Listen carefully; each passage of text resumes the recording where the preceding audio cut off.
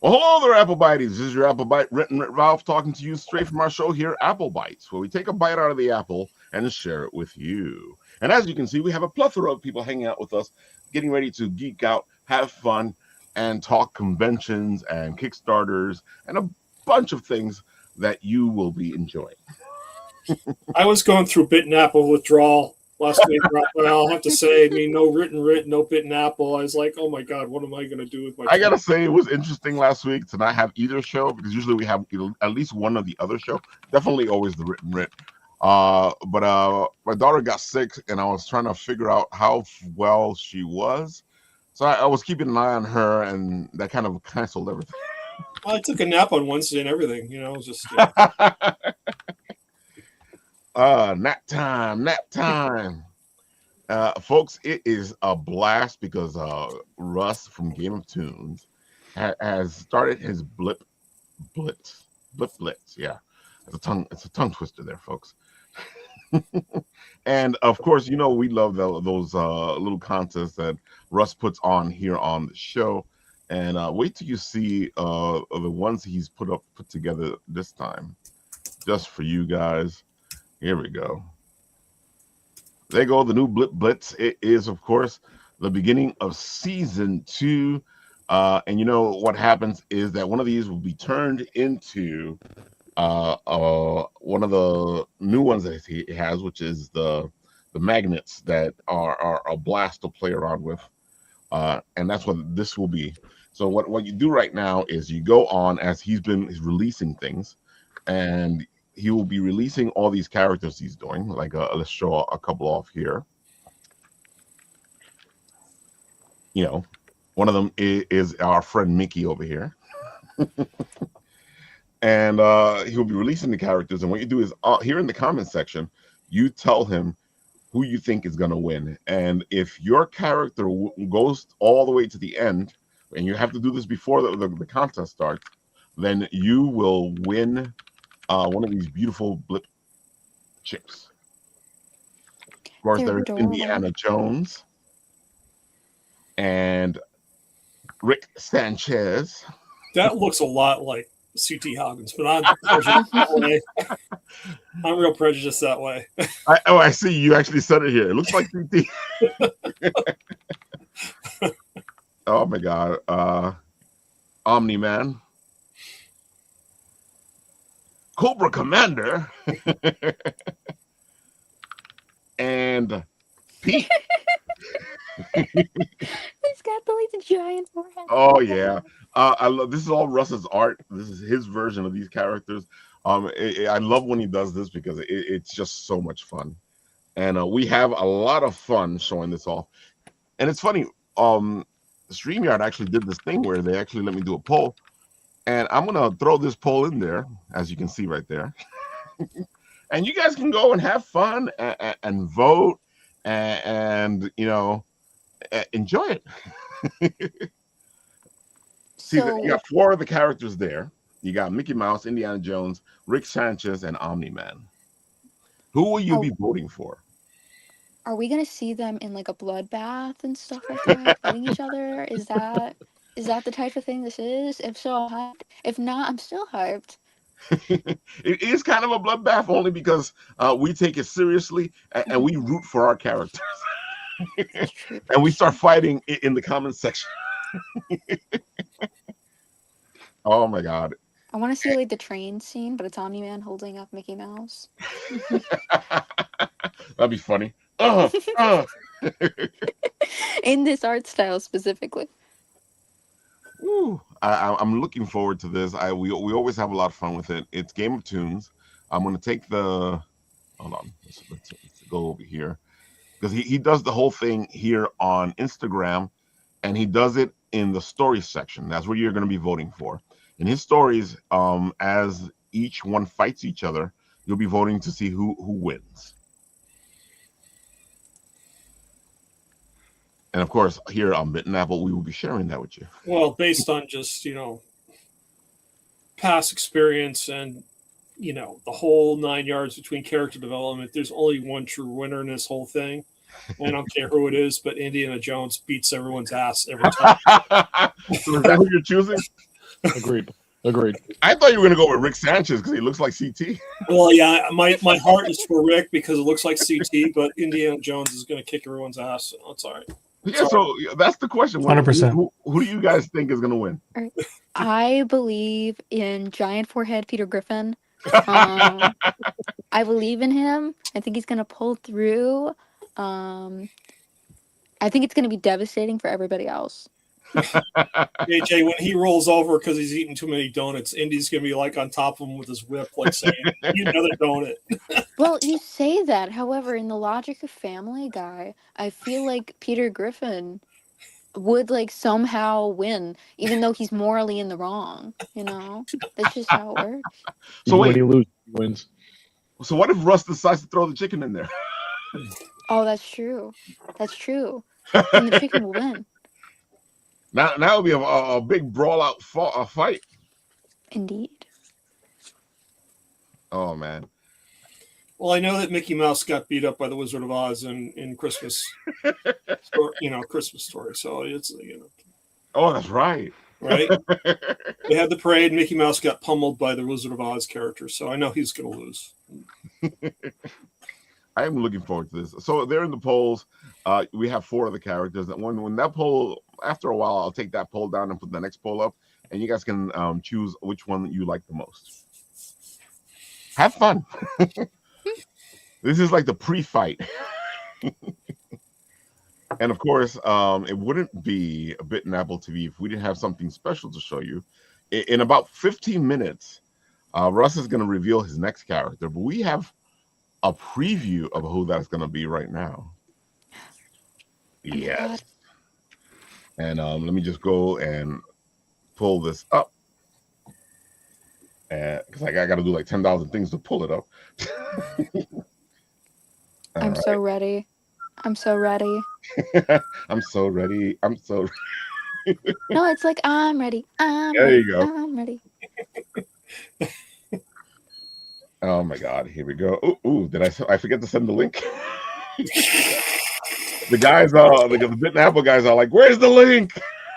It's got to be, you know, it's a Bit and Apple staple. Oh, it at this is. point. I always forget to send it to them. Oh, hold on, I'll send them the link and then I'll go find it. I sent it to Patrick, so I can actually just send the link to them from Patrick. There you go. All right, and now I send them the picture so I can share it with you guys. You know, and of course, it wouldn't be an 80s thing if I didn't like talk you through it. There we go. All right. Bit and Apple TV. There goes this. And then I share this. Ta-da! That is the reveal. Mandalorian has entered the room. That changes the game. That's Boba Fett. Hate to Is it Boba? They look That's the same. Boba Fett, my friend. Green and maroon is Boba Fett. If you're going gray and silver and blue, that's Mandalorian. So get it straight, Raphael. Come on. No, it's Mandalorian. Yeah, that's shameful. I'm here to piss No, off it's Star Wars Boba people. Fett. Stop it. I am here to piss off Star Wars people. If it's fat, he wins. All right? I don't know what to tell you. If it's fat, he wins. Oh my Yeah, God. that guy beats Indiana Jones hands down. So if he survives a Sarlacc, I mean, anyone can beat anybody. Yeah. So my vote is swayed at this point. This is going to be a lot of fun. See, the tough talk is already starting, folks. So I already know right now somebody's sitting there going, okay, so, you know, Ralph is messing with us with his Star Wars. Let's see. So Patrick, if you can't hear us, try signing out and signing back in. That might fix it. Wait, he can't hear us. Hold on. Because Patrick seems to be having a little bit of trouble there.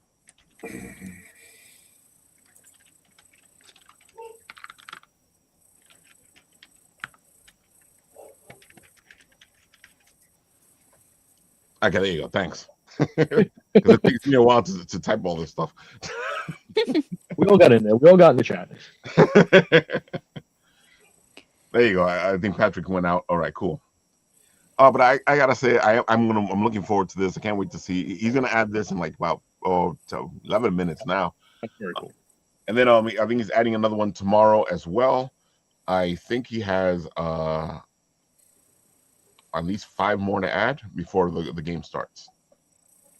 Look at that, Omni-Man got a vote.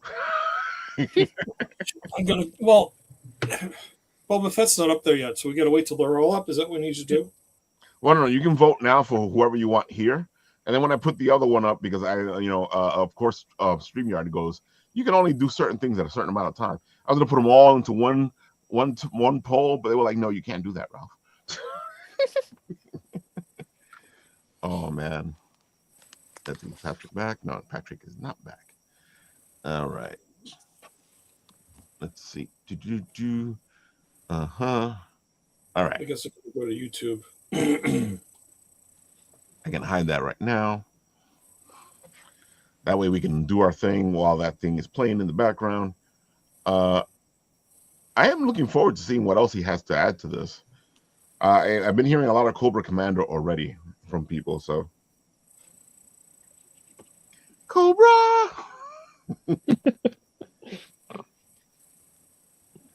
All right, let's see. I think Patrick's having a little trouble coming back in.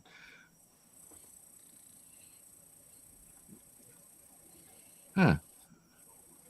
So, let's talk BICS while we wait for Patrick to show up.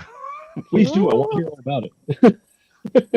Oh, that's right. Chuck is going to be his first time. So, JJ, since you know a little bit about BICS, why don't you tell the audience what BICS is?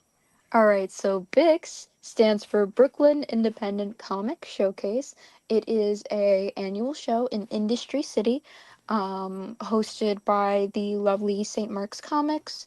That is all independent comic book creators, and I believe over 400 vendors, and it gets bigger every year. Oh, definitely. With a ton of panels and really cool art and stuff like that, cool people. And guess what?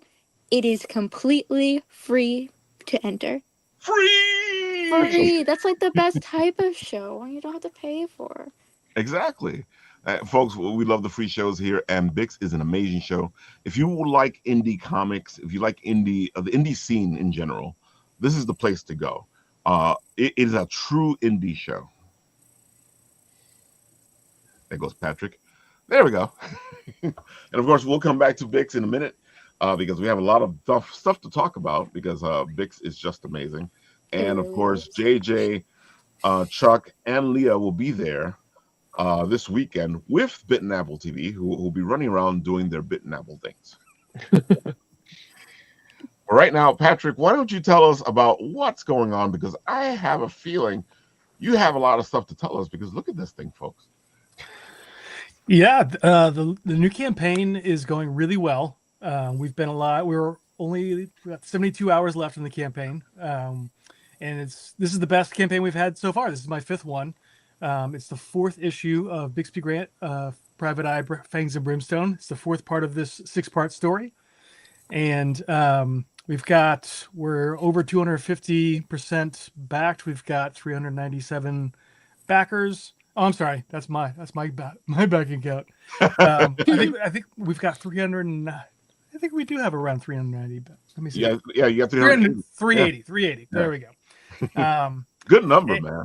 Yeah, it's really strong. And we still got a couple more days to go. For anybody who's new to the property, it's about Bixby Grant is a private eye. He was a cop back in the 1930s who triggered the curse of the pharaoh and became a living mummy. Now he's immortal. He lives in modern day and is not too happy about it. Everyone he knows is dead and gone, and he doesn't really like things the way they are now compared to the way they used to be. So he's kind of a grumpy old SOB, and he lives in a town that's kind of overrun with monsters. It's called Harbor City, and it's become kind of a safe haven for the mystical and the magical and the monstrical. That's not a word, but I just made it up. And so he takes all kinds of weird cases. If you like, as you see on the screen there, if you enjoy Hellboy, if you like The Shadow, If you like Constantine, if you like that kind of pulpy, magical detective stuff, then Bixby Grant's probably going to be right up your alley. And one of the good things about your books is like you can actually just read whichever book you want, right? You can. So it does. So the first one that came out was called Wolf She Cried, and that was a 72-pager, one and done story. And this is a 6-part story.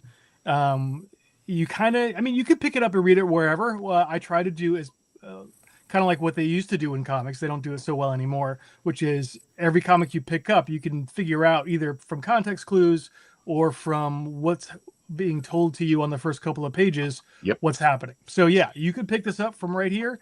You can also come in, and if you want to get the whole story, we have a new reader catch-up tier that you can get, both digital and physical. So you can get all 4 issues of Fangs and Brimstone, plus the 72-pager that I just mentioned. We also have a lot of great add-ons. What we're looking at right now is Zombie Town. That is our backup story. So we've got Zombie Town. another story that takes place in Harbor City, starring one of our supporting characters, Detective Marisa Ramirez, who is a friend. Well, I say friend loosely because Bix isn't the friendliest of people, but she's a good acquaintance who gets along with Bix, and she's investigating the disappearance of her father, who 20 years ago just went into the night and disappeared. And she found out that he was last seen going into this section of town that's about a 5 square block radius that's just been walled off after it had a zombie outbreak 30 years ago. And people didn't want to deal with it, so they just put up a wall and said, forget it. So she's ventured into Zombie Town and is now facing off against Don Scarpino, who's the head of Il Cosa Morta, the undead, the mafia zombie. Or zombie mafia, rather. Nice. I love how you're intertwining and putting all these things together. It just makes it so much more fun, and it gives it like a whole different feel because a lot of people know these monsters. They know the wolf Right. and the werewolf and the vampires and the zombies, but not like this. Yeah, I tried to make it more of a mashup, right? So I do have, each of the Universal monsters kind of represented. Bix is obviously the mummy. Diego, the rockabilly vampire, is my Dracula. I mean, he's not kind of a blood-sucking evil creature, but he is a vampire for sure. And then I've got not in this story, but in the first story, I had Baron von Wolfenstein, who is my werewolf, my wolfman, and I also had Doc Stein, who is a gun-toting. He's a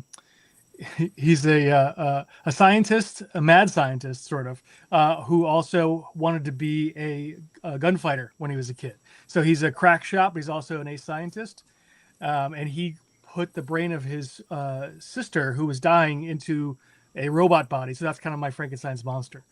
And I will have a Creature of the Black Lagoon, but that's going to be further down the road. And I don't want to say too much about it because it's going to be a big spoiler. Yeah, folks. Buy the book. There's so much more lore to come. I'm sorry, go ahead, Paul. Client testimonial. One, just don't buy issue 4.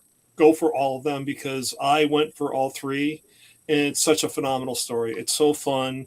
The artwork's amazing, and it's just like you can't just read from issue 4. You got to start at the beginning and really appreciate it because the story is great and the artwork's great, and it's very much like a film noir, detective, but all supernatural, which is really cool. I got to say the same thing, folks. Thanks, Paul. You really have to read this because it feels like those pulp books that you would read in those days.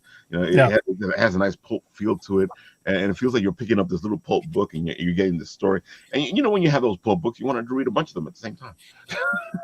Absolutely, yeah, we do. For those, I know, times are tough right now. Gas is like $1 zillion, and everything. So I understand if people are a little tight on cash. If you want to come in and just sample the first issue of this series, you can. I just today put up, you can get just issue 1. You can also get it as an add-on if you buy the current issue. So there's a couple of ways that you can sample Bix in the proper order without having to, spend, more than you're comfortable. So, but we also have, as you're showing here, a couple of variant covers. This one is by Declan Shalvey, Marvel artist, also independent creator. This is beautiful. Yeah. Yeah, he's fantastic. I gave him no direction. I said, just come up with something, because he's a very graphic artist. to use a very old term, but in a modern way. Like he's an illustrator, but he's very cognizant of layout and color and kind of, you can see how he blocks off the entire page, and he does that quite a bit with his designs. They're very designerly as opposed to illustrative. It's not relying on just the illustration. He does a really good. You can see it's a very limited palette as well. There's 3 colors on there. I was going to say this actually looks like a pulp cover. Yeah, yeah. Mhm. So he really, I thought he just nailed it. Like he gave me 2 thumbnails. I liked this one. Actually, I loved both of them, but I already had one that was very similar to the other concept, which brings us to the other variant cover, which is by Elsa Charretier, who is one of my favorite cartoonists right now. And I was told that she wouldn't do covers anymore. Oh, wow. But I'm a member of her Patreon, and she occasionally, when she has downtime, say, "Hey, I'm open to pinups." And so I said, "Well, what about a cover?" And and she said yes. And my editor, You should ask, folks. yeah. So exactly, I wouldn't have gotten any of the people who are working on this book if I hadn't asked. Right. Yeah. So, and that's not to say that people haven't told me no. A lot of people have told me no. That happens a lot, folks. Yeah, you just gotta grow a thick skin. And I had a really big name creator turn me down for a cover just today. As a matter of fact, I'm not gonna blow up his spot because I don't. That's unfair to him. But maybe next year I'll get him. You just gotta stay on top of it. You gotta stay persistent. That's right. That's right. The stars don't align right now, but maybe down the road. So, and I love what Elsa did here too. She did. I gave her also very little direction. I told her she could either do what I usually do, which is the prompt I give is BICS fighting a monster of your choice, except for zombies, because everyone always chooses zombies. And I've got a couple of really good zombie ones already. And so I said, just go noir. And this is what she puts together. And I think I love the details in the back. Just to kind of, it almost looks like a cathedral or a French street or in Paris or something. Mm-hmm. She's French. She lives in France. And I feel like that's a very European sensibility that you may not get from an American artist. So I love all the covers that we have here, including Gonzalo Martinez, our interior artist. He does our A cover as well. I will say this cover, the cover up there, does remind me a lot of Darwin Cook. Like that's the vibes I'm getting, and that's like one of my favorite artists. Yeah. If I could hire any artist alive or dead, it would have been, not to throw any shade on anybody, but Darwin Cook is number one on my list. Is he like ever below anybody's list ever? I know. It's not like a hot take or anything, right? Yeah. Yeah, but we got a dream, folks. We got a dream. I know. I see Anthony is saying that this seems to blend a lot of flavors I enjoy, particularly monsters and noir. So I have to check it out. Yeah, please do. Yeah, if you like I said, Paul gave a really nice testimonial a minute ago. But I try really hard to maintain a little bit of everything. It's really a kind of a pulp explosion is how I like to call it. It kind of fuses everything together, and hopefully what comes out of it is people seem to dig it. So check it out. Definitely, folks. But this is just like right up everybody's alley. I know it's up my alley because I love noir detectives. And who doesn't like a mummy detective? Come on. Nobody. That's what I'm saying. And folks, you're given a lot of chances here to go check this out. Look at a comic free poster or pin. Come on. Well, that's the early bird special. That was the early bird. Yes. It's good for you guys. There is, if you scroll up just a little bit, though, we just went by the free preview. And you can go read a 12-page preview of the comic just to see if you even like it. Because I realized, if it's new to you today, you may not have seen any of the other pages. So this way you can go in, sample a little bit of the first issue, which sets up the whole story, and just see if you like the tone and the characters. And inside that PDF are links back to the campaign too, if you get a little lost, because it does take you off to another site. I gotta say, I like when people do this because it gives people a chance to really check it out, because I know sometimes people are very wary of checking things out. And folks, you got a lot of chances here to check things out. Yeah, well, we've got several pages of the current issue right here on the site. We've got the 12-page preview right there. You can get digital copies pretty cheap here. You can also get the digital catch-up as well. So there's a lot of ways to grab. We also, I didn't mention this yet, we've unlocked 9 of our stretch goals. So you're going to get a whole bunch of both digital and physical backers will get all of the stretch goals except for the sticker. Obviously, I can't make a digital sticker, but there are pinups, there are case studies, or not case studies, case files, which are BICS won't ever write anything down, but years ago he told a bunch of stories to his old partner who did transcribe them. So with each campaign, we have a new case file that's usually a pretty old. Kind of a cold case, if you will, that he talks about from years ago. So we've got one of those unlocked. We've got 4 beautiful pinups. We've got we just today actually unlocked a new mini poster by Tana Ford, who used to do was it Silk for Marvel, I believe. Oh, Silk, yeah. Yeah, she's great. She had a great graphic novel come out earlier this year, and she's phenomenal. So yeah, there's a lot of great stuff. So if you back, you're not just getting the book, you're getting a whole bunch of other great stuff. Oh, look at these pencils. Oh, we have a few different sketch tiers. We have a pencil sketch tier, of which I think there's still 3 available. We have, I think, 1 or 2 inked sketches, and then we have maybe 1 color sketch left. Those went pretty fast. Nice. Yeah. Gonzalo is a great artist. Yeah, thank you. He lives down in Chile, and I've been working with him now for 4 years. And we vibe really well together, and I think it shows on the pages. Every issue, I think, gets a little better because we know what each other's strengths are and how to work a little better with each other. And Heather Antos, our editor, is also awesome and really knows how to get the best out of everybody. So myself included. Like, I think the story would probably be, 30% of what it is. Right. If it weren't for, having a really great editor guide me through this whole process. So hats off to Heather and Gonzalo. There's 2 Gonzalos on the book, actually. There's Gonzalo Martinez, who does the main Bixby Grant story, and there's Gonzalo Ruggieri, who does the art on Zombie Town, which is a very different feel, but also really great in its own right. And I have to mention Arthur Hesley, who does the colors, because he really puts a stamp on this. That I think is not present in some of the other books that I've worked on or done in the past. He's also kind of blown up since we started doing this a few years ago. He was just starting out, and now he's working for Marvel.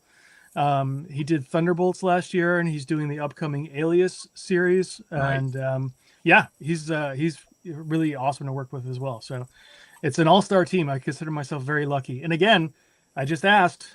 And luckily, everyone agreed, and here we are several years later. I gotta say, I know we talked about this last time you were on the show, but the color scheme, it still feels noir, but at the same time, it's colorful. Yeah, which noir sometimes isn't. Yeah, that's all Arthur. I showed him a few pieces of inspiration, of course, including Darwin Cook and also Greg Smallwood and some other pieces from like Human Target. I don't know if you guys read the Tom King, Greg Smallwood Human Target series that came out 2 years ago, maybe. But I loved the color. Greg Smallwood I believe he did the color, or if it wasn't him, it was Dave Stewart. But it's got a very kind of painterly, bright pastel, but still kind of 1960s, late 50s noir. So it works. I honestly don't know how he does it, but it works really, really well. I'm impressed. I've been impressed the whole time. It's just so interesting to see it done differently, because you get so used to the black and whites or the black and reds or the black, red and whites. Yeah. Well, we needed to do something.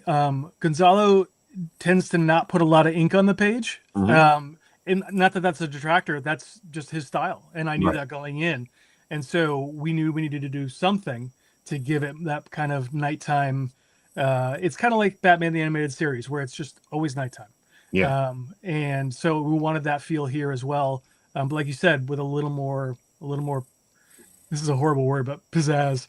A little more vibrancy, right? And I think that the colors really do that very well. Let's see. I'm a huge fan of noir comics. Comics are such a great medium for those kinds of stories, and this one looks great.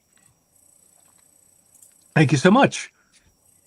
Yeah, see, you got your fans out there looking at this, but we are fans love it. here. That's why I was like, I got to get you on the show. We'll figure it out.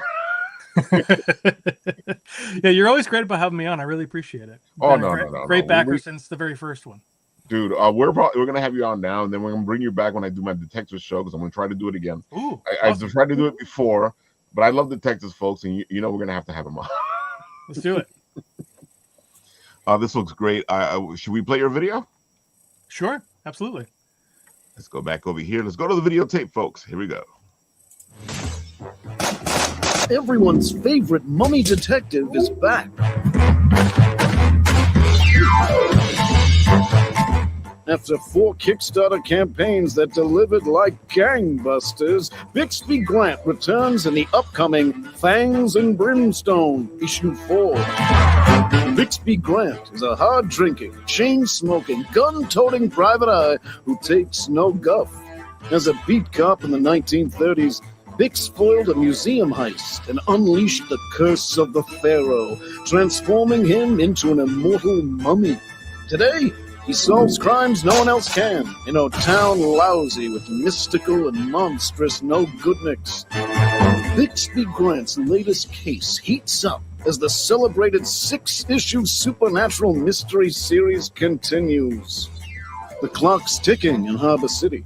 If the cult started by Bixby Grant's brother completes a 5th ritual killing, they don't just spill blood, they open the door to hell. To stop it, Grant chased a ghost, tore his arm clean off, threw a cat burglar off a rooftop, and had his mind cracked open by a 9-year-old witch. Now he's on the lam with Diego, the rockabilly vampire, and the night ain't over yet. But Bix can't get his head straight. Ancient history with his turncoat brother tosses him into the clutches of the monster underworld and into a secret lair beneath the streets of Harbor City. The latest chapter by series creator and writer Patrick Coyle features art by Gonzalo Martinez and colors by Arthur Hesley. And it's edited by Hugo Glad and Eisner Award winner Heather Antos. It's wrapped in beautiful variant covers by Declan Shelby and Elsa Charretier. Get your mitts on a copy today. That's right, folks. Wasn't that all beautiful? Uh-oh. Oh, yes, it was stunning. You can't see me, but I was like dancing to Sound the dropped out again. like the little song. I gotta say that's some great music, and that guy you got to do the voiceover, he gives you the energy. I think Patrick can hear us anymore. Yeah, it looks like Patrick can't hear us anymore. Hold on, let's tell Patrick. I'm having headphone issues. Yeah, he said. Yep. Also, Chuck left because he was having some feedback. Yeah, he's gonna have to leave and come back. And I saw Chuck was having crazy feedback. Folks, live TV is amazing. There we go. One of us will be hit with the curse eventually. Oh, dude, the curse is coming. Oh no! No! Oh man. There we go. I see somebody's popped up. There goes Patrick. Patrick, can you hear us now? Yeah, I can. I don't know what's going on. It must be something. Don't worry about it. It's just live TV. Yeah, that's all right. I got some bad juju on my end. So, oh no, I was saying though that the music to that is fantastic. JJ was saying they were dancing the whole time back there. I was doing a little dance again. So Nice. It is a very jazzy song. I can't hear that song anymore because I edited that video, and so I heard it over and over and over. No, I know what you mean. Yeah, we do enough editing here, so you get it. Yeah. The guy who did the voiceover also helps out because he has all this energy. It kind of feels like that pitch man from the 40s. And that's what I was going for. It's actually he's an actor who lives in LA. My brother lives out in Los Angeles. He works in television, and it's a friend of his.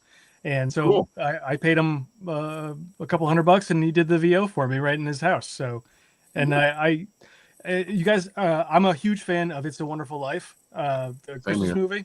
So the Nick the bartender is played by Sheldon Leonard, who used to produce I Love Lucy and a whole bunch of other shows. But he talks like this. See? Yeah. Out you two pixies go, through the door, out the window. So I told Jeremy to do like imagine that you're Nick the bartender and just do the voiceover that way. And I thought he nailed it. Yeah, Oh, definitely. for sure. That was great. Yeah, he's awesome. That's a good video, man. You put a good video Thank you. together. Yeah. Thank you very much. You know, we see a lot of these Kickstarters, and so I feel like sometimes they're like they don't understand what the video's for. Yeah. Yeah, there's yeah, I'm not gonna shine on anybody, but it's you know, I see from looking at my past campaigns, and maybe you guys do too, like how many people watch it and how many people actually finish it. So you got to try to hook people in the first few seconds. And you know, I decided a couple of campaigns ago, I'm like, just screw it. I'll make it as long as I want, and if people stay, they stay. And if they don't, that's okay too. I feel like if you got an entertaining enough video, people will go through it. And I also feel like people don't want to read all that stuff on. Well, some people, because other people read. But some people don't want to read all that stuff on your Kickstarter page. Yeah, exactly. Yeah, totally. And I do think in the next go round, one of the things I'm learning, you know, everybody. I have 2 teenagers, and so they are so used to everything having the text on it. Right. So you're on TikTok or you're on YouTube or you're on whatever. Closed caption is always on. And I hate closed captioning. But I'm not the audience for this. So I think next time I'll put captions on so people can see it and read it and hear it. But not have to read the whole thing. They can have it kind of spoon fed to them. He's like, I'm a comic book fan. We hate reading. That's right.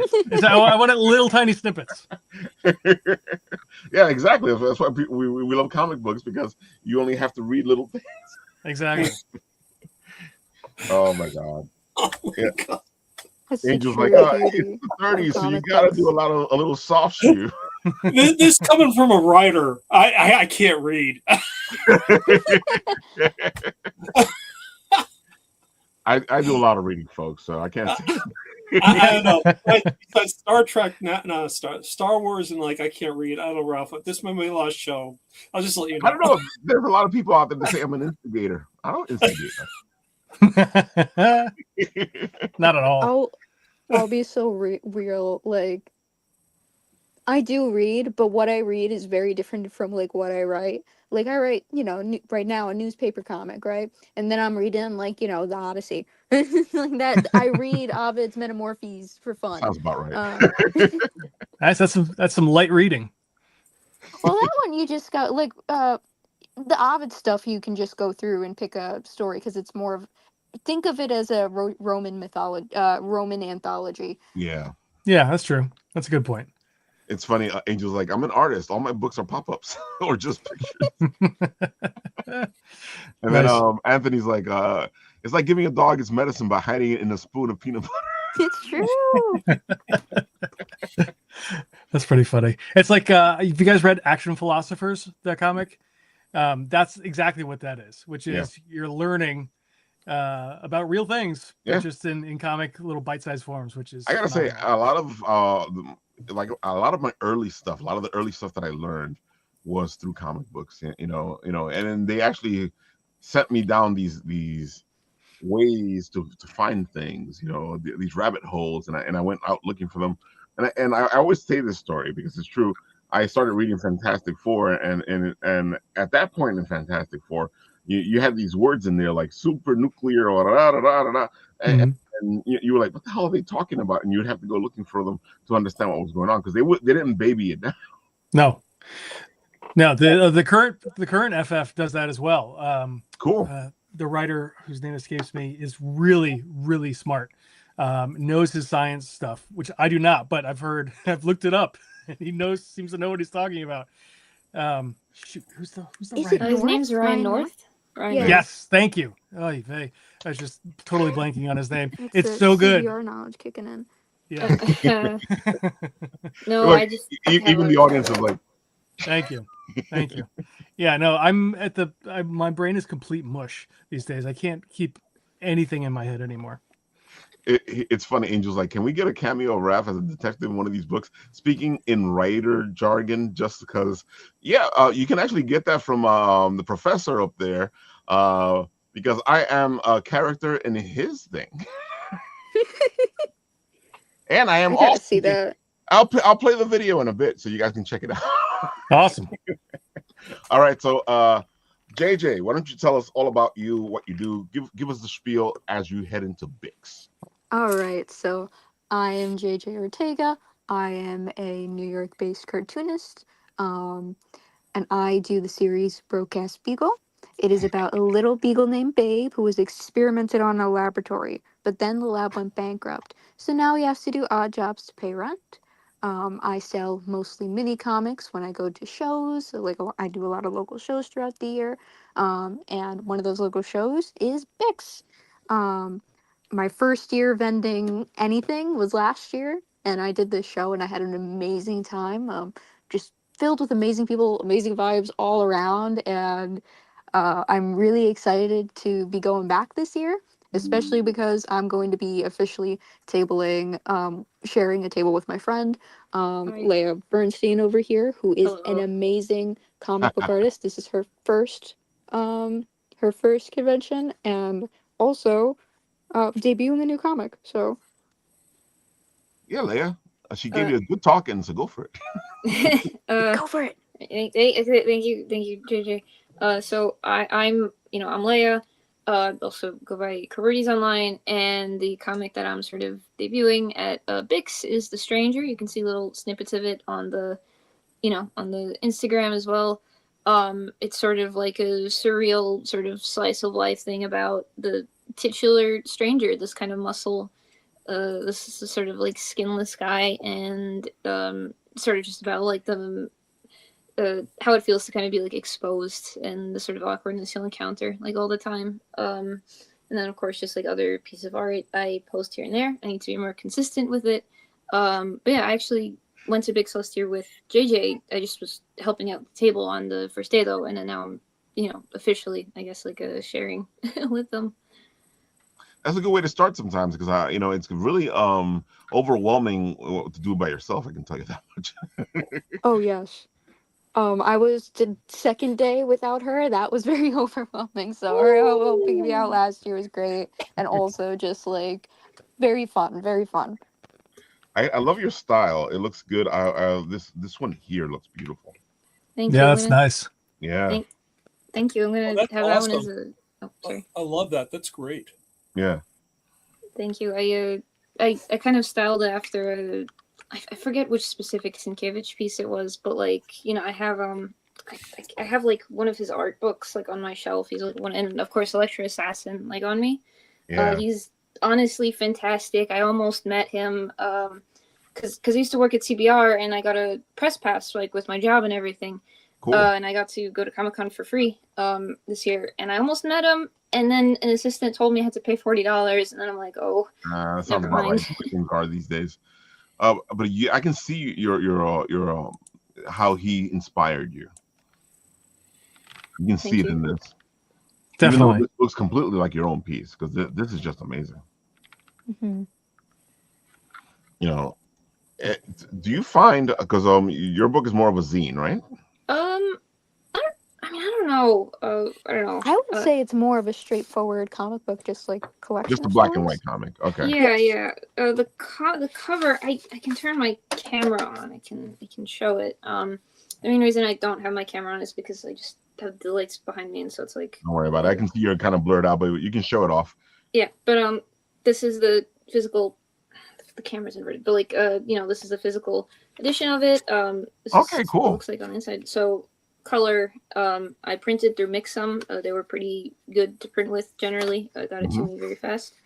So yeah, I'd say it's like a little more of a straightforward venture. I do have like one little zine, kind of like a pinup thing, but then that I'm like hand folding. But otherwise, I'd say Stranger's just more straightforward.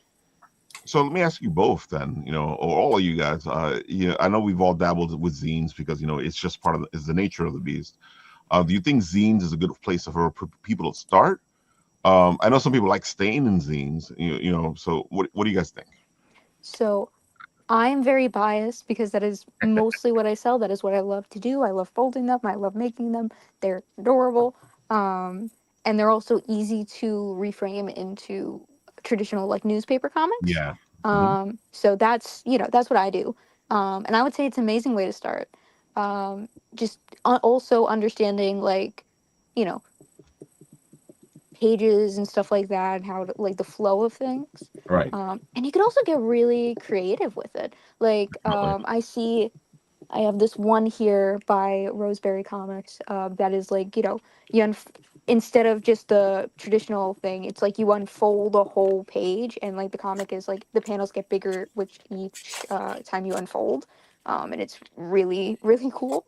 Zines are just so creative and fun I agree. and very easy to make. So Yeah. yeah, I would say absolutely. Because I feel like it's a great place for people to start, because sometimes they get overwhelmed by all the choices, or trying to print their book out. But zines are a little you gotta work your butt off, but you can put it together. It helps Oh, you yeah. understand the basics about printing and layout, which Mhm. you from a physically hands-on, right? So it really does help you when you're ready to go to print. It starts to bake some stuff into you for how you're gonna create your files. Yeah, it also teaches you how to maneuver printers, which are like awful. Yes. A lot of them. Like I'm doing like a small one. It's in black and white, so I don't, at least don't have to worry about color, because everything differs from printer to printer. Maybe blurry, maybe not. But like, there's always the border. And you can't exactly get rid of the border, because it's just how the printer functions. And like, you can go into the settings as deep as you want, and then you have to figure out how to like cut it with like kitty scissors, because it's all you have around. So. Or you get the paper guillotine. But granted, I got mine from Michael's for like a steal, because it was going out of business, and it was like also already on clearance, and somebody jacked up the box. But it was like, man, paper guillotine. I don't know the actual name of it, but I love the paper guillotine. No, it is a guillotine. It is. It is a guillotine. Yeah. It is a guillotine. Oh Yep. my god, that's beautiful. Yep. It's very aptly named. Whoosh. Then also it goes like swoosh. Like it goes vertical, it goes horizontal. So very satisfying. Very satisfying. Just don't leave your fingers in the way. They should invent one of those, like some of the like log cutters, like in a circle, they have it so that like if it detects like skin or something, then like it stops like halfway through. They should have it for the guillotine, just in case you have like a comic artist like 3 a.m. and they're like trying to figure something out. So Leah, let me ask you. I see you've gone black and white. Is it a complete choice for this particular book, or is it a choice for most of your books? Initially when I did The Stranger, I don't know, maybe it's on Instagram, I kind of forget, but like when I initially did it, it was in color, because I'm like, the idea kind of actually started from a project in which I painted like digitally painted entirely in grayscale, and I kind of wanted to bring these like wacky colors over the final product. Then I realized it takes like so long to color to some extent, even if it seems very simple. So I kind of wanted to cut down on that, but then I'm like, well, I can do something here, because something I do with a lot of the Stranger stories is I kind of try to integrate like the border, right, of the there's just like the entirely black border, and I feel like it kind of blends into like some of the shadows and the overall kind of like drearier vibe. So it ended up just being sort of like an accidental thing that I just ended up committing to as a genuine like artistic decision. Like, as you can see, I'm a big fan of black and white, because I do feel like sometimes you can say so much with black and white, and I love colors. There's times where you can see so much more in the black and white image than you can see in the color image. Of course. Mm-hmm. And I feel like with The Stranger in particular, because I've had the pleasure of reading pretty much everyone as she finishes, and it definitely brings up the grittiness of it. Right. And there's like a certain grime to it that I feel like is just, perfecto. It's also the brush I use in Procreate. So, I was raised with the Ninja Turtles, so to me, it's something normal. I get that. Oh yeah, the ancient black and white boom. Exactly. When all the film cameras were gray. Or I can tell you, the first time I saw the Ninja Turtle cartoon, I was like, "What the heck is this?" It was like the total opposite, like in every regard, like stylistically and tonally. It's just like, what's going on? I used to have the jarring. I mean, they had a bunch like that though at that time, right? Mm-hmm. There was also a Dark Horse Alien series back in the mid to late 80s. There was all black and white, and a lot of Zipatone and stuff, which it was so moody and pretty awesome. But yeah, that was the golden age. I feel like of even back then, Dark Horse was doing black and white. Yeah, I was ready to call the corporate office. I'm like, these aren't the Ninja Turtles. And then those Ninja Turtles kicked off, and I was like, oh, well, never mind. I guess I don't know what I'm talking about. You had the Ninja Turtles. You had the Crow. The Crow is one of my favorite gosh. comics of all time. Yeah, yeah. There was a lot of beautiful black and whites back then. It was also one of those ways where as an indie creator, sometimes you had to go because you couldn't afford to do the coloring. But at the same time, I always find that what ends up happening is that when you have limitations, you get more creative. Oh yeah. Sure. I don't know, like some of my favorite comics, because like I ended up just kind of leaning into them a lot more as I went on with Stranger. Like some of my favorite comics, like stuff like by Lynn Ward, for example, or like Matt Wagner. With Grendel, because Grendel's like definitely just one of my favorites. I haven't thought about Grendel in a while. Yeah, like I have it on loan from my library, like right here. I have Lynn Ward, just like this fat collection of his work. And basically, he was artist in the first half of the 20th century, and he would it was a wood cutting, basically. So he would create these graphic novels page by page and everything, and it's just these like very delicate wood carvings and everything. And obviously, like stamp it. And I just obviously that's like different from how most black and white comics are made, but not everyone's carving them. But I just find like the intricacies and the detail that would have to go into that just like to be fascinating. So much work. I know. It's amazing. And that is really crazy you say that, because that's actually how the first comic was made, was wood carving. Like the first comic in like I want to say the 1700s, like late 1700s, early 1800s. Yep. Goes back to like was made through wood carving and before the revolution, definitely. Yeah. Block printing was huge because it was easy to do and took a long time, but you can mass produce it pretty easily. So, mm-hmm. And speaking of wood carving, it's just Bruce isn't here, but there's people still doing the wood carving comic books. At least he's making his version of the covers, like like this Ninja Turtle right here. This is all wood, and it's him burning it in. Wow. Is it for real? Yeah. What? Yeah. Oh my god! It's Bruce Klein. Oh my God. He's amazing. He does beautiful work. Even the colors are, or is that just look at this different? Like, oh wow, amazing. That's so cool. I gotta follow him. Yeah, he's been on the show a couple times. Bruce is just what? Look at this. Is the dog also wood carved? Yeah. Yeah, I've seen him at Garden State a couple times. It's interesting to see in person this stuff, because right now, I can tell you folks, this does not do it justice. Oh no, this stuff looks awesome. It is really cool. And he does different things. You commission him. He does so many things. Yeah, this guy's amazing. Yeah, that's Bruce. Very cool. So that's him at Garden State. Yeah. Does he do like renditions of other covers, or does he like design covers for these companies? What is he? Are these like completely originals? Oh, I think we lost him. Oh, he died. He's He's dead. They got him. Call 911. Call 911. Come back. You think he's still going and he doesn't realize he's gone? I think so. No, he's gone. He's gone. Now we got to pick up the show without him. Oh no. Yeah, what do you guys want to talk about?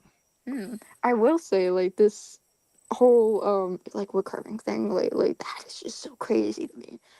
The levels of intricacy people can get. Oh yeah, it's amazing. We did a whole block, no pun intended, of wood carving in art school freshman year, and it was you got to get all those tools with the carving, and they got the little tiny V's, and I cut my fingers so many times. And we also did linoleum prints, and you can do and then you would have to make different blocks for each color, right? So then you do the black last, and you never know if it's going to line up because it's not an exact science. It's not like you're pulling down a lever and pressing it down. You're just having to roll it out and then put a piece of paper over it. It's so imprecise, and it's truly an art. Like I can't imagine doing that, but it's so that that guy's work is phenomenal. Have either of you ever done any woodblock stuff? I have not done woodblock stuff. I've done what do you call it? With like erasers and stuff like that material, like stamping. Okay. Yep. There, he's back. He's alive. He lives.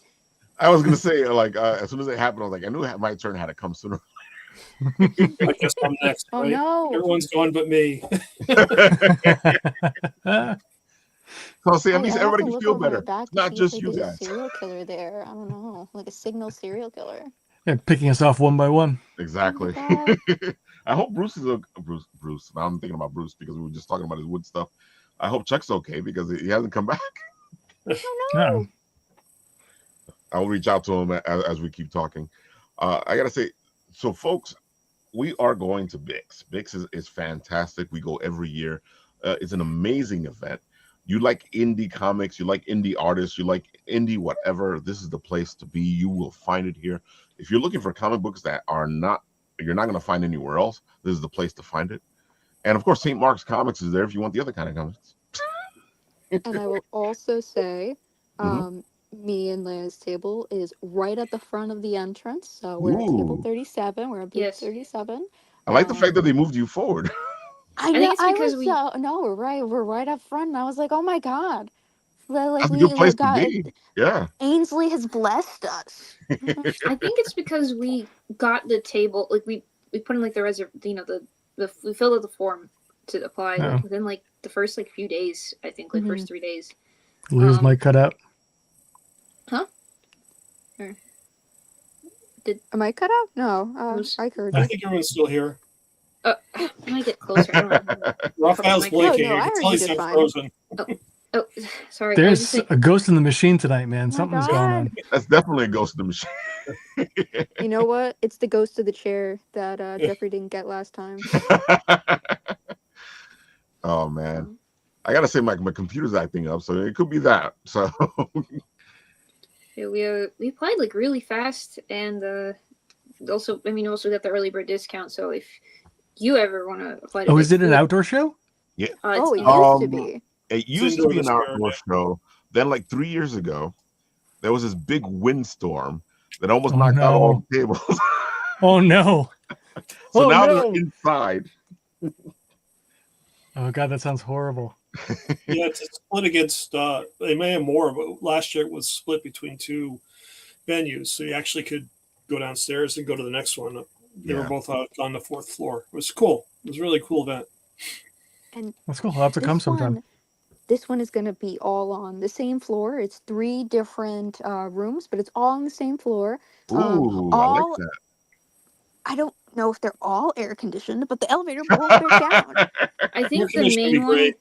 That I was think murdered We last paid year. for air conditioning. Yes, we did. The main room, it was $60 more for the early bird. I don't know about for after that, but like it's basically like, hey, not only will you get more traffic, which but you will also. Looks like there's gonna be a lot of good people there. Yeah. Oh, yeah. I gotta check the show out. Totally a big indie show.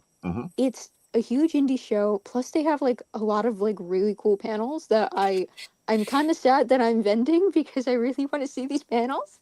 Yeah, Yeah, so if you like Mike Lilly, he's gonna be there.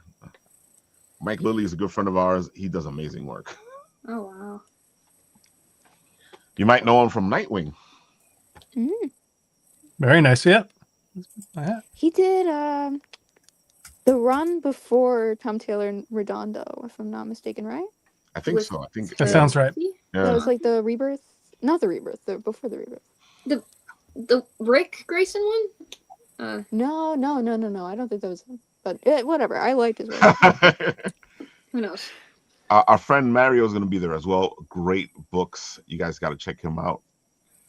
Yeah, we know a lot of people here. That's your home turf. Is like the New York show. I'll also say I met Ren Knives at FlameCon last year. Oh, They wow. also have really cool Also, this person has lovely things, amazing things, actually, awesome things that they will be selling at table 37. I don't JJ know who this person Ortega. is, this Yeah. mysterious person. Oh wow, this They guy's look got awesome, though. I have to say, whoever they a are. cool character. Oh, thank you. I gotta say, folks, JJ stuff amazing. Go pick up your little zine because I got mine. I will He's say, done more You got now. 2 more now, right? He's yeah, I have a couple more now. I Mhm. will also say, while I do not have it ready by, I won't have it ready by this. I will most likely have it ready by my next big show in August. I am planning a 16-page full on comic. I actually sent you some artwork Ooh. from that earlier, Oh yeah, and you did send it to me. Yeah. you can also pick up monthly if you want to read Anyone Comics newspaper at Everyone and Anyone Comics Yep. in Queens and Brooklyn, respectively. I am in that every month, pretty much. That's right. He's You, got- you that's your local, right? Well, it was my local. Then I had to move back to Long Island because story rent is very high and very scary. It is. It is, folks. New York is scary. No, New York is not scary. The rent prices are scary though. See, that's enough of a horror movie for me. Oh, From Michael Green will Mike be there Greer, as I well. will say I know him. He's very cool. He's got really awesome comics. You should check Oh, him out he too. does. He definitely does. I think he's trying to be on Wednesday's show, but I think we're trying to work out the scheduling on it. I might have to do 2 shows on Wednesday. We'll keep you posted. Yeah, I'll tune in. Yeah, we're gonna have a couple people who are gonna be at BICS on Wednesday's show, like the guys from Ninja Express, Ooh. and of course our other zine brethren will be there as well. From oh my god, what is it? Cool. It starts with a K. We know a lot of people. That's all I'm gonna say. People are known. You are connected. Oh yeah, this you were right, Patrick. This is like totally up our alley. This is like our home. Yeah, I'm gonna have to come to the show. I can't make it, unfortunately, this year, but maybe next year. Mm-hmm. Oh yeah, it's a That good looks show awesome. to try. It's also an industry city, which plays a character in itself. Because folks, it's a con and industry city. Industry city has a lot of places to eat, a lot of places to shop, a lot of places. Dude, it is just a place to be. He also Nice. has a pretty cool comic shop. You know, if you don't want to support any people, of course you can go to I think St. Mark's. What? It's on like I'm joking. On the indie If you want to like podcast? if you casually just like kind of want to be like haha. I know there's like St. Mark's on like the first floor, and it's like a pretty cool comic shop. Yeah, you can't miss it because as you go towards the convention, you'll see St. Mark's. All right. I think it also sponsored it last year. I don't know if it is this year. Oh yeah, they're still Yeah, no, it's sponsored. sponsors Okay. every year. Yeah. That makes sense. I don't know everything. This but is St. sorry. Mark's show. Well, it's not their show by themselves, but this is St. Mark's show. It's we St. did an Mark's interview show. with them last year, and they talked all about it. That's when I realized that it's Brooklyn Independent Comic Showcase. Because I thought it was show, and he was very nice to tell me, no, Ralph, it's showcase. It's the longest name ever, and it's very fun. So whenever I say, "Oh, it's BICS," and they're like, "What does that stand for?" It's like, "Oh no, I have to say words now." This is why I write comics, because I can't do math and I can't read. I remember. Well, when you said you're going to talk about BICS, I thought you were talking about Bixby Grant because I refer to him as BICS. And I was like, oh wow, this is awesome. Everyone's so on board with BICS. I can't believe this. Well, I am on board with him too, and he should go to this show because it rhymes with his name next year. Right? But Patrick, that's the other thing I was telling you, where everything starts to come together. Oh, it's all meshing together. It's all coming together. Yeah, it's BICS and BICS and BICS. All the spelling. It's BICS and BICS and BICS and BEX. There you go. Later this year. I'm very excited for that. I remember I told my sister about it, and she's like, wow, that sounds so cool. What's the name? And I'm like, oh, it's the Brooklyn Independent Comic Showcase. And she's like, it's not Comic-Con? And I'm like, no, it's not Comic-Con. It's a different thing. That's a different company that has it. And she's like, that sounds so lame. I really don't want to go. She's like 11, I by like the the way. name. She's Yeah. 11. It's Really. awesome. Damn. I like the name, and of course, our pal who hasn't come back yet. I'm wondering where he is. Chuck is going to be there, showing off all his beautiful stuff, and of course, Chuck has Sherlock Holmes, and you guys just heard about how I feel about detectives. And dude, he has a great Sherlock Holmes book. You guys got to check it out. And of course, he has Renfield as well. You know, that's what you call a huge. What do you call it? Range. There you go, range. It's not the word I was thinking though. All right, But it works. Yeah, it works better than whatever else it was. Repertoire, Contrast? range, It's somewhere around that resume. direction. okay. Repertoire. Repertoire. You just said what I Repertoire. said. No. Oh, yeah, I you get- guys got- You get credit. You get credit, JJ. there you Thank you. go. Now I Chuck gotta get the royalties. Exactly. Chuck is amazing. He does great work. Dude, if you guys want to talk writing, Chuck is the guy to hit up. We've had a lot of great writing conversations, which is why I wish she was here. No. Hope he's all right.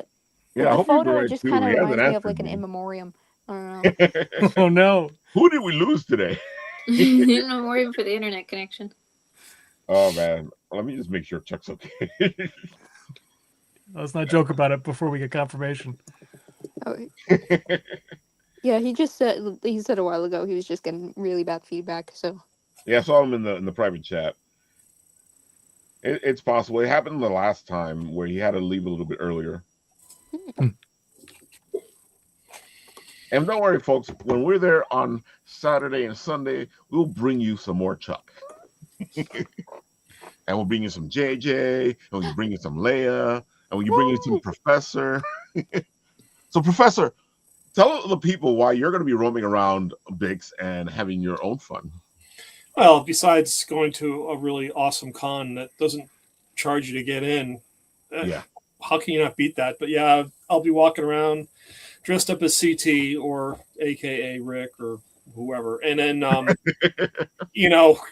pitching my game. So I'm really excited that I'm currently working on episode 2 now of the game, but I took a little detour, and because I had to do animations for the game itself, I've decided to do a comic. So I'm actually doing a print edition comic for episode 2.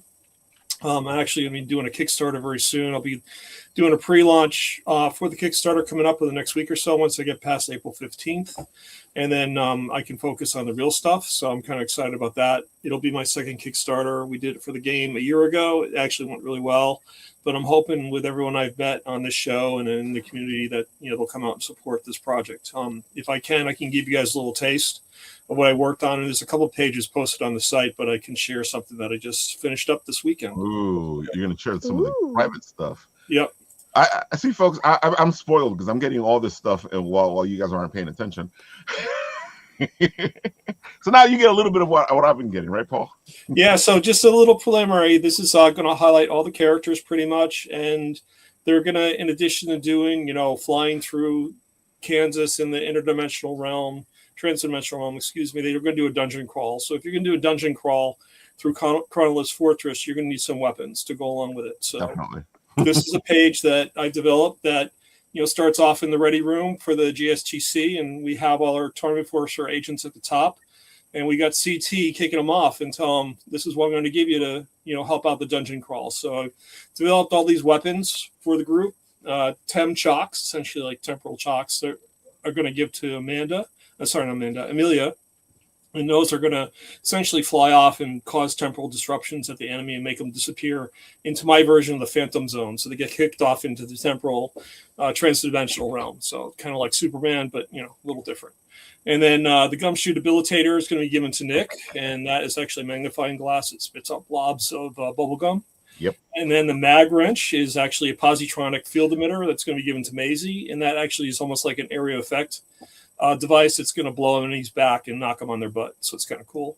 And then the Universal Translator is going to be given to Togo so he can talk to everybody, which is fun. And I'm just having a blast with this. I mean, all the characters on the side here, you kind of get a lead into what they do. Amanda's really, talking everything from the 30s, like, thank you, Professor, you're the bee's knees. And so I'm coming up with all this jargon for her, and which is kind of cool. And the thing about Nick, which, I kind of lead into here because he is, a film noir detective. anything he touches turns grayscale, as well as anyone is connected to that. So it's kind of fun. And then Maisie, of course, is getting the area effect wrench the mag wrench she gets, and then Togo gets his universal translator, but it actually has more power. But I'll lead into that as the issue goes on, which is kind of fun. I have a whole sequence between Togo and Nick. It's kind of like a Johnny Storm, Ben Grimm type of interaction. So it's gonna be a lot of fun with that. Nice. It looks great. Thank you. It's a passion. It's a killer. It's killing me, but I love it. I have fun doing it. Well, That's because every time we turn around, I give Paul an idea, or Paul gets an idea, and then he runs and does it. Like I said, every time I'm on the show, it's always something new with you. It's awesome. So it's I'm having a blast with this. I'm going to be doing Easter eggs throughout. I mean, I'm bringing my comic book experience to this and just in creating this, and I'll be doing a lot of features inside the book itself that, lay back to when I grew up, in the movies and the comics and everything. So it's just kind of fun that way, which is what I love. So while you're roaming around BICS, you might see this guy right here. Yep, I'll be there. Well, he will, not me. You just embody. You're the vessel. I will say, I just had this realization that I didn't even it didn't even dawn on me before, and it should have. Last year you went and you were dressed up, and you were like one of the few people dressed up. And I remember saying to like Crow, it was like, that's awesome. People are dressing up for this, and it's like, that's crazy. Full circle. Yeah, what I love about it is I'll dress up and then I'll talk to people. It just happened at tabletop. I talked with someone for like a half hour in SCT, and I came back like a half hour later in my regular clothes. And, I was talking with him again. Was it Justin? And I said, hey, Justin, I really appreciate your work and the advice you gave me. He said, I just met you. I said, no, I talked to you for a half hour, just a half hour ago. I was dressed up as prospect. She goes, that was you? I said, yeah, it was totally me. It was great. This is how I know obviously she didn't meet you. She met him. So funny. This is definitely how I know Superman is real. I gotta make sure to put that in my book bag so I can take it to you. Yeah, so it's like Shadow made that piece for you. Oh yeah, you're gonna hold on that for 6 months like you did Francis's work. Oh no. I have it somewhere where I can see it. I'm making sure that you're getting that thing. Whatever. I'll believe it when I see it. Anyway, it's like, so we're working episode 2, which is fun. Like I said, the comic book's coming out.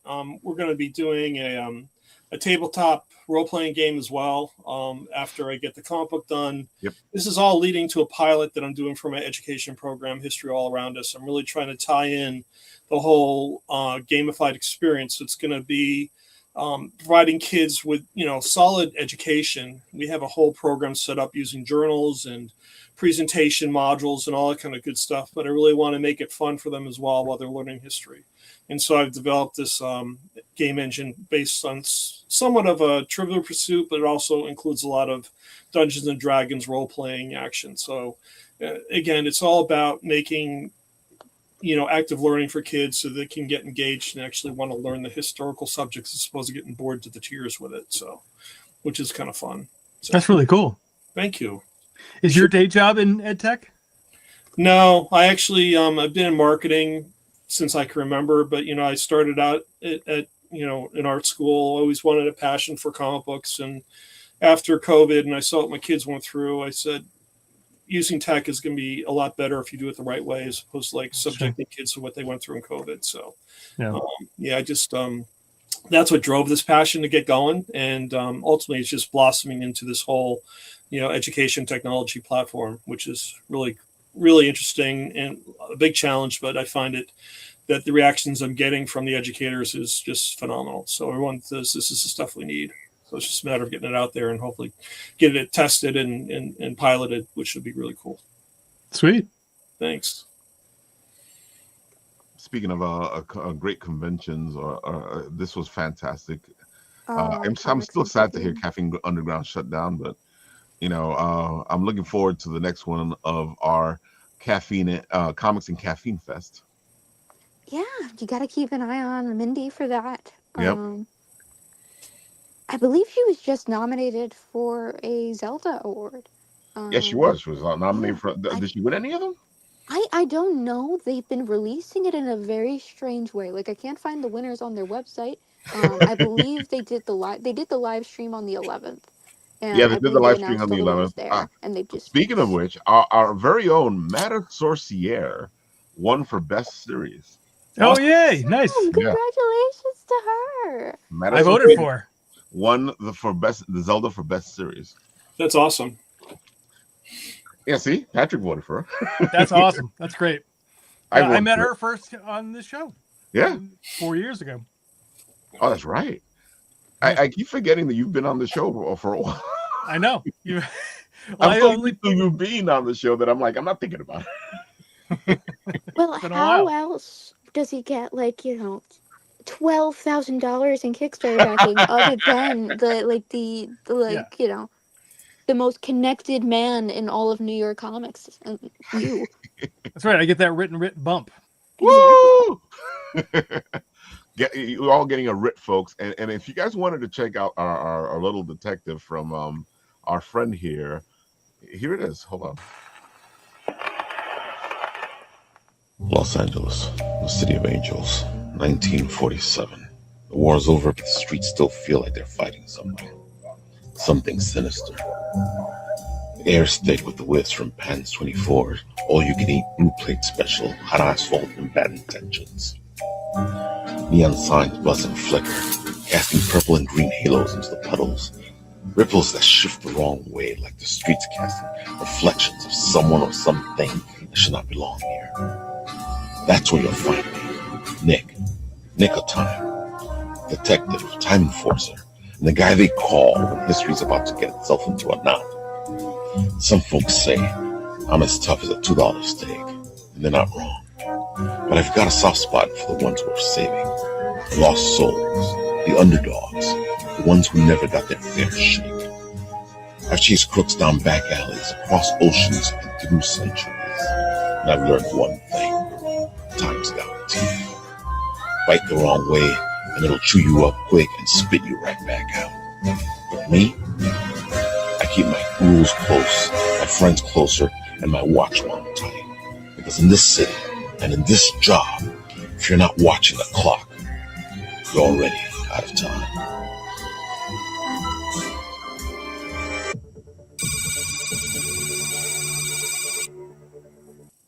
I love time enforcers, folks. Nice. I love it. Yeah, that's Nick of Time, one of my favorite detectives. Yeah, he's going to be featured in episode 2, so look for him in the comic book. I'm really looking forward to it. So it should be good. Yummy's like, best detective. Hey, wait a minute. No, there's no competition with BICS. No competition with BICS Oh, whatsoever. no. BICS is a whole other different level. Just playing. Yeah, I love BICS. You kidding me? No. I We're need all y'all nice to playground fight together. to the death though. Like right Yummy's now. just biased because Yummy's an old friend of mine. I met her playing MMORPGs Ooh. ages Cool. ago. So that would be quite a while Yeah, ago. definitely. It was Ashran's Call. That's where we started. Which if you guys know that game, I'll be surprised.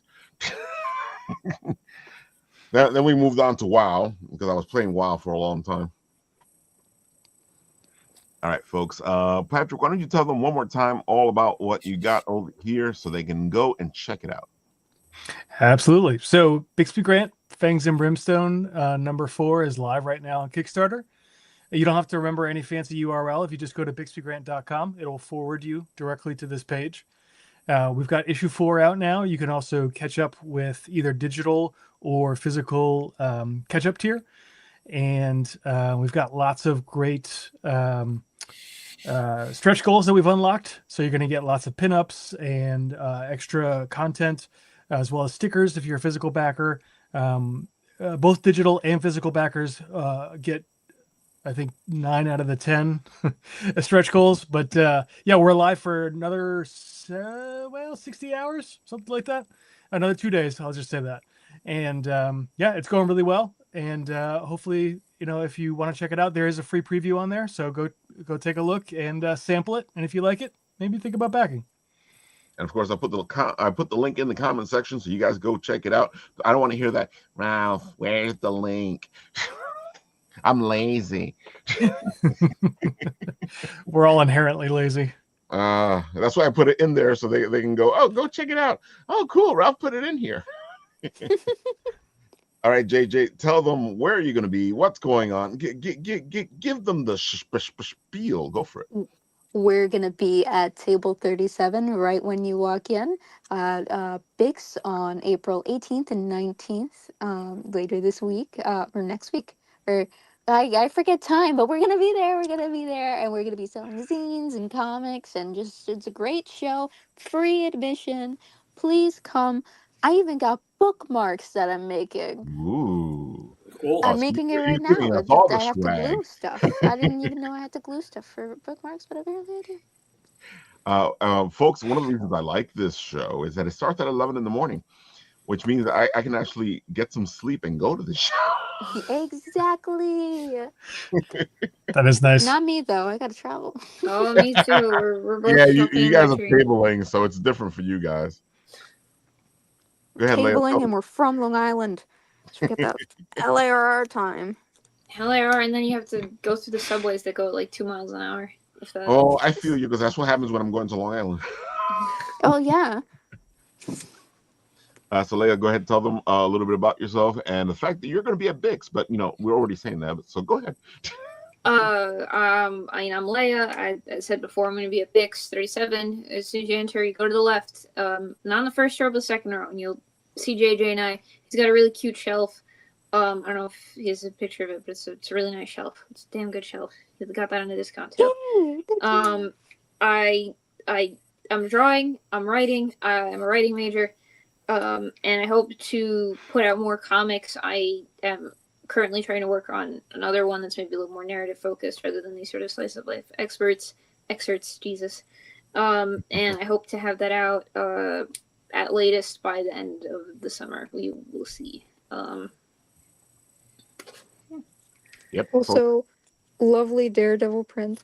I will also say, Leia's quoted on the Electra wiki for one of her articles. As I mentioned, I used to work for a CBR, and I did a couple of these like listicles, and one of them I was like top 10 Electra stories, and I don't entirely stand by it, but I'm quoted on it because I said that like the 2014 run by I forget even, I know Del Mundo was on art, I forget who wrote it, but that 2014 run I said was the best one, and that's on the official Wikipedia page, so that's speed, I guess. There you have it, folks. Check them out. They're going to be there. We're going to be there. We're going to have fun. And of course, since Chuck is not here right now, and he hasn't answered me, or did he answer me? Nope, I don't see an answer yet. Hopefully he's fine, but Chuck, it will be there as well at BICS, hanging out, having fun, doing his thing. And if you like Sherlock Holmes, he has a great book.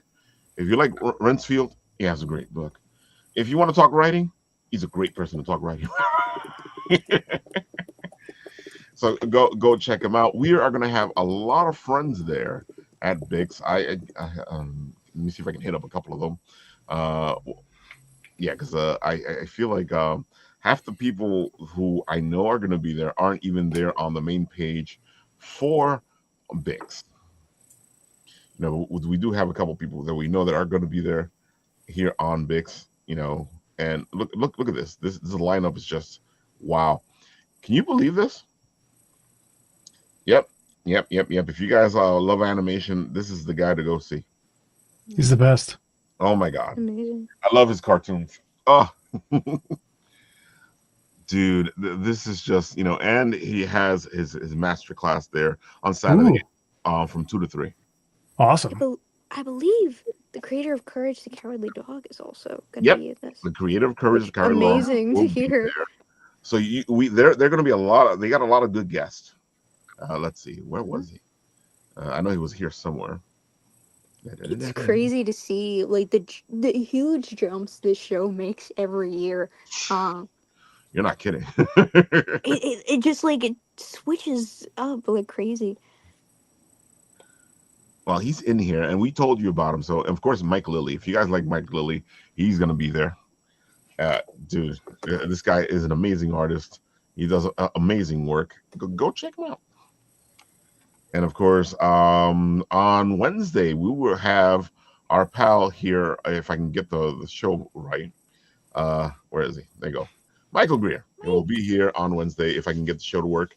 And of course, we will have James Parrish and JW as well, who will be there at the show. Hanging out. Let me see. Can I do the classy 80s thing and show you who I'm talking about? Yes, I can. Because everybody should be on my feed over here. There goes James. Classic 80s. I didn't know Instagram was around in the 80s. Well, no, Instagram wasn't, but the whole idea of typing and getting information. I forgot he has a private page. But James, he has a great book. It is fantastic. It's all about PTSD and depression. It's just an amazing little book. He just finished doing his Kickstarter recently. Yeah, and of course, JW. Let's see if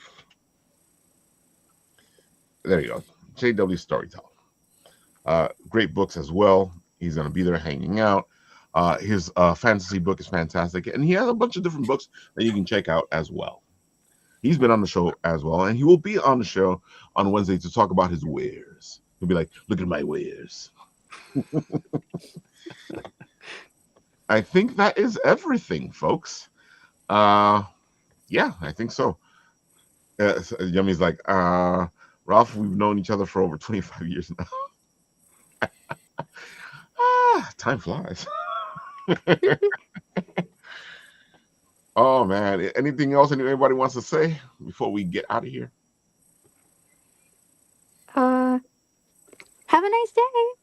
I mean, it's night though. It's Treat night. everybody well. Well, the day can be it's day somewhere.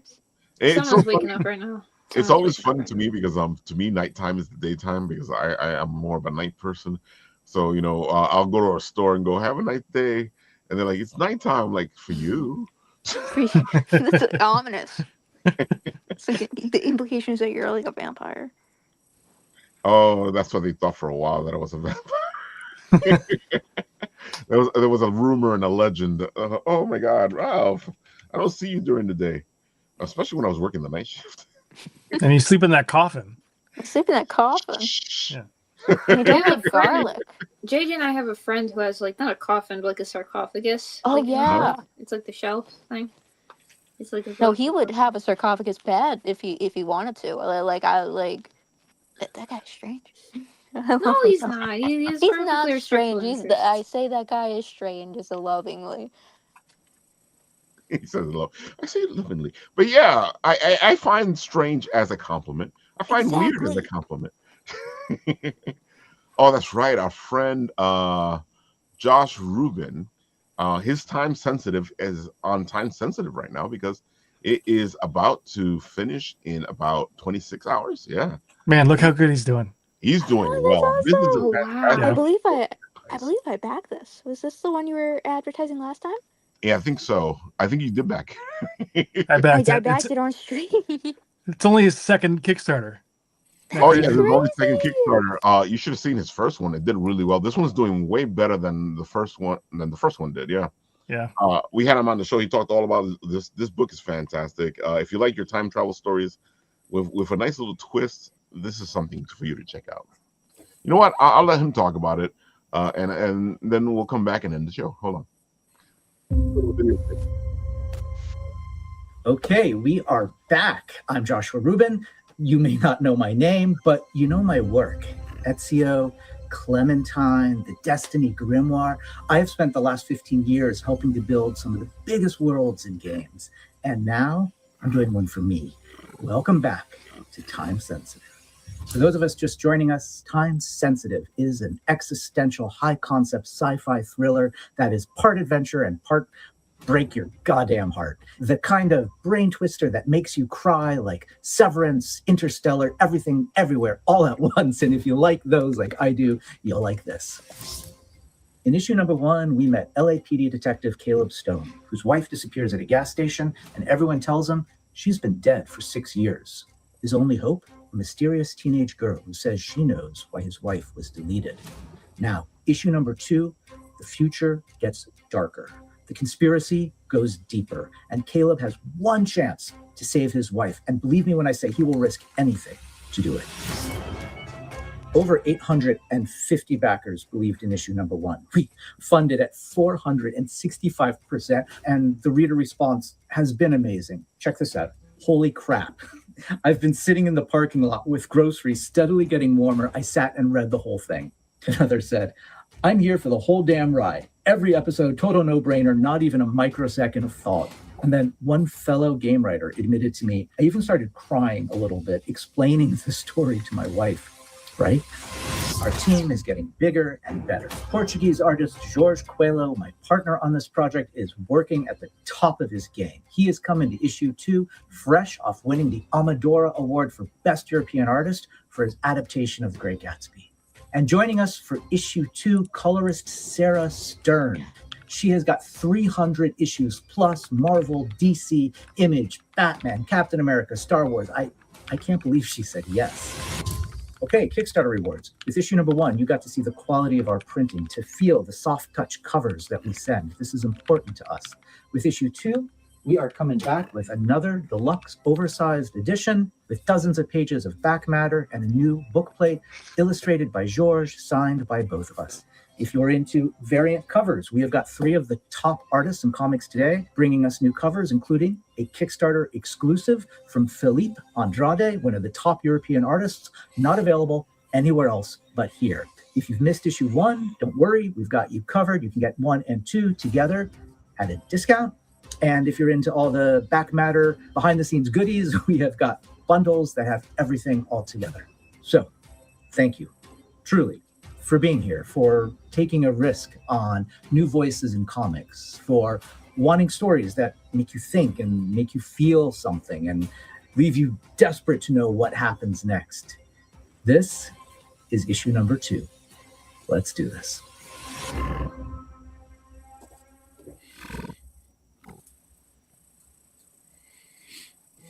Yeah, amazing.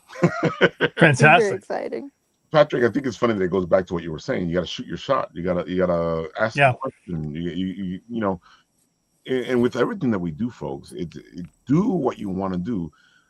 Shoot your passion. You know, don't just sit there and let it just be nothing. Right. Totally.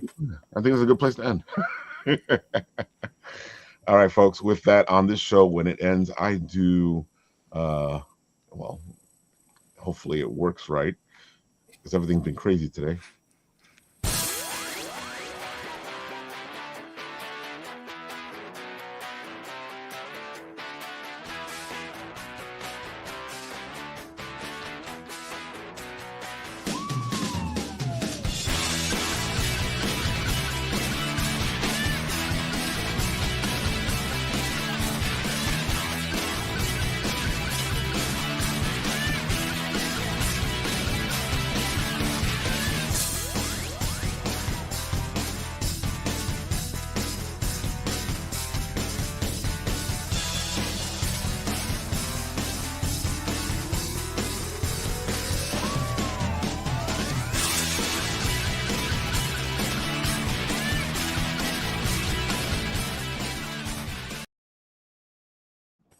Yeah, folks, get out of here. What are you doing? Go, leave.